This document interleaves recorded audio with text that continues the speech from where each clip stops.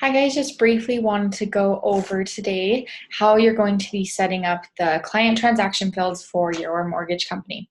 So if you come to the admin tab, you can go down to company settings, and it's going to bring you to the place where you'll be able to set up a lot of different things for your company. And the first thing that we'll go over, like I mentioned, is this client transaction fields section. So if you come here, you'll notice what we're automatically filling out is just this basic transaction form. So this is what you're going to decide what you want your loan officers to be tracking in every single transaction that they're working with. So we have our black bolded fields here, and these ones are required. We want you to track these in every single transaction that you're working with. And then we also have our orange bolded fields down here, and these are all of the dates that are going to push your clients through the pipeline. Every time you put one of these dates in, it lets us know what part of the sales stage they're in. So we want to make sure that you're also tracking these, but you can move them if you would like to. And then the rest of these, you can decide what you want to or don't want to track. So if you want to move something over, you'll just move over like a lead source, let's say title company.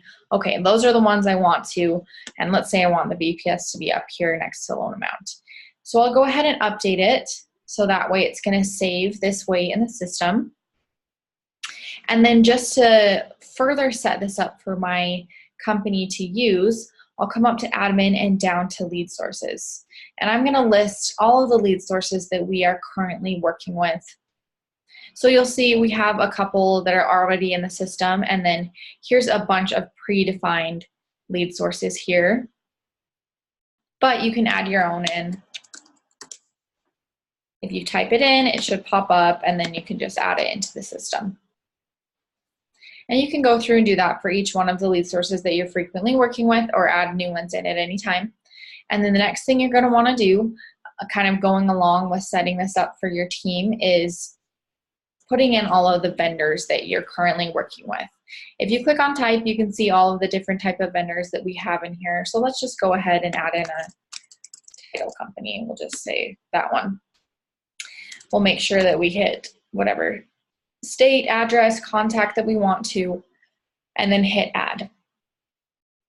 And the place that this is all going to come together is in the transaction fields.